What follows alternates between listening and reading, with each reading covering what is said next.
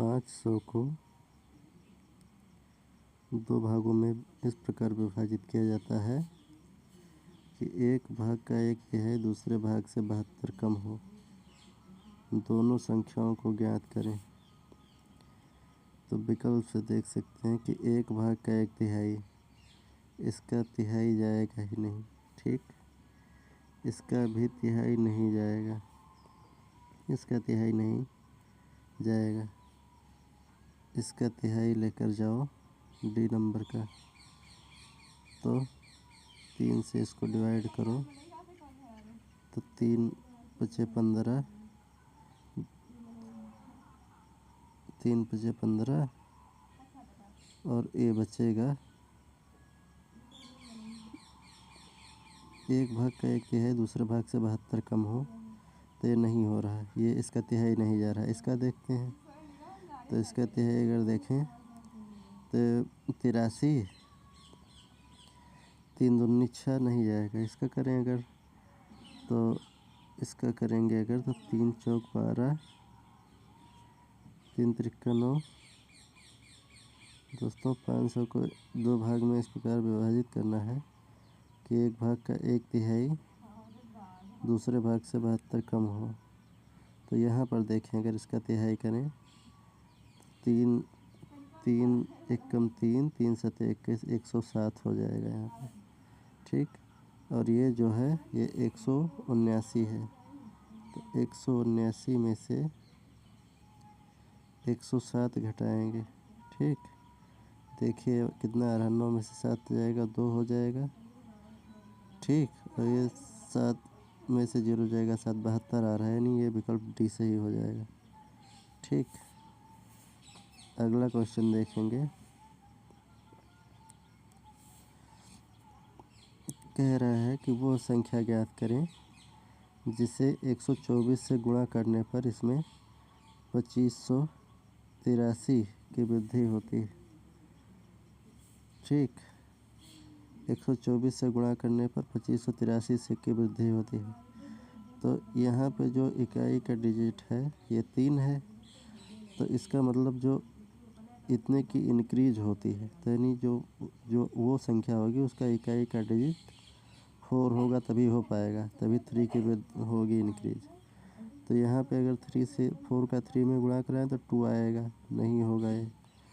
अगर 4 का यहाँ पे कराएं तो ये 4 हो जाएगा, ठीक। और यहाँ का 4 का अगर 2 में कराएंगे, इकाई का डिजिट देखेंगे तो ये 8 हो जाएगा, ठीक। ये भी नहीं हो पाएगा इसलिए।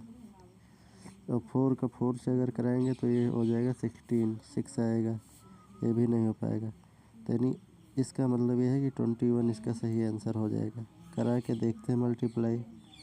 124 को कराएंगे मल्टीप्लाई किससे, 21 से कराइए, तो 21 चौक 84 के 4, 21 दूना 42 और 8 50 के 0 हाथाई 5, 21 एकम 21 और 5 26, ठीक। तो क्या है, 124 से गुणा करने पर 2583 की वृद्धि होती है, ठीक। तो वो संख्या माइनस कर दो इसमें, 21 अब इसमें माइनस करो तो 4 में 1 जाएगा 3, 10 में 1 जाएगा, ये बचा 9, 9 में 2 जाएगा, ये बचा 10, 10 में 2 जाएगा 8, और ये 5 और 2 ये आ गया, देखो दोस्तों। तो इसलिए विकल्प डी सही हो जाएगा, ठीक। अब ऐसे देखेंगे क्वेश्चन नंबर जो है अगला देखेंगे कि किसी संख्या के 5/6 का मान 655 है, उस संख्या का 9/20। तो अब 9 का मल्टीपल यहाँ पे देख लें, बस हो जाएगा। देखिए 7 3 10 5 15 3 18, ये 9 से कट जाएगा, यही होगा। 5 5 10 3 13 7 20, ये नहीं कटेगा। 3 4 7 और ये 9 का डिविजिबल यही है और है नहीं डिविजिबल। 4 3 7 और 9 16 और 7 23 से नहीं कटेगा। और 5 3 8 1 9 7 16 ये भी नहीं कटेगा। 9 का डिविजिबल नहीं है। 9 का डिविजिबल यानी संख्या का योग सम जो हो 9 से कट जाना चाहिए। 3 3 6 5 11 और 7 18। तो 18 जो है 9 से कट जा रहा है। ठीक, 2 बार, तो यही डिविजिबल हो जाएगा इसका। ठीक, यही राइट आंसर हो जाएगा। अगला देखेंगे, 3 अंकों वाली संख्या को उल्टा करने पर प्राप्त संख्या जो मूल संख्या से 396 में अधिक होती है। 10वें स्थान का अंक 2 है। 100वें स्थान का अंक इकाई अंक के आधा है। और यह 3 अंकों वाली संख्या कौन सी है? देखते हैं। 10वें स्थान पे 2 यहाँ भी है, 2 यहाँ भी है 10वें स्थान पे। ठीक, क्या कह रहा है कि 100वें अंक का स्थान इकाई अंक का आधा है। 100वें अंक का स्थान इकाई का आधा यहाँ भी है। 100वें अंक का स्थान इकाई का आधा यहाँ भी है। यहाँ भी ये चीज़ें नहीं है, दोनों बातें यहाँ पर, यहाँ दोनों जगह 10वां अंक तो 2 है, लेकिन ये इकाई का अंक का आधा नहीं है। ठीक, 100वें स्थान का अंक। ठीक, ये देखो, ये यहाँ 1 है, यहाँ 5 है, यहाँ 3 है, यहाँ 7। तो इन दोनों को चेक करें अब। तो क्या कह रहा है कि जो मूल संख्या से 396 में अधिक होती है, उल्टा करने पर प्राप्त संख्या मूल संख्या से 396 में अधिक होती है। तो डी नंबर को उल्टा करेंगे अगर, तो देखेंगे हो जाएगा 824। ठीक, और मूल संख्या से 396 अधिक होती है। मूल संख्या है 428। इसको माइनस करेंगे, देखें आ रहा है। हाँ दोस्तों, 14 में से 8 गई 6, और ये 11 में से 2 गई 9, और ये 7 में से 4 गई 3। इसका मतलब डी आंसर सही हो जाएगा। तो दोस्तों बहुत बहुत धन्यवाद। इसको आप लोग पढ़िए।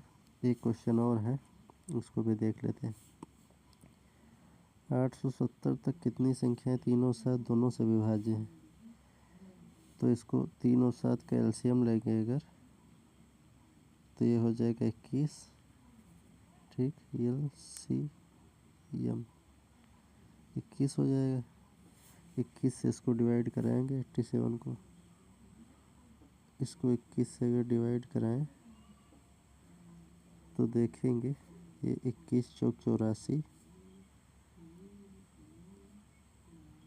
हो जाएगा। 3 बच जाएगा। 21 एक्के 21। ठीक, 10 में से 1 जाएगा 9, और 2 ये 9 शेष बचेगा। तो 41 संख्याएं होंगी कुल मिलाकर। विकल्प भी सही हो जाएगा दोस्तों। अगला देखते हैं।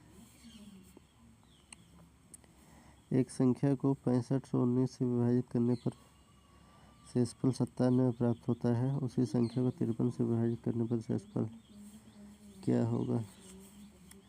तो इसमें कुछ नहीं करना, 97 को 53 से डिवाइड कर दो।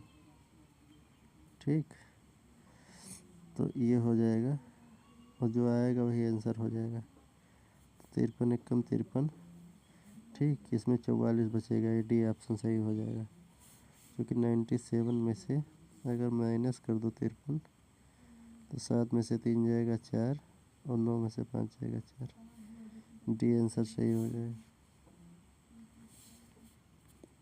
बस दोस्तों, अब इतना ही क्वेश्चन था। ये यूपीएससी में पूछा गया था सब। इसको आप लोग पढ़िए। अगला फिर लाएंगे तो पढ़ना उसको भी।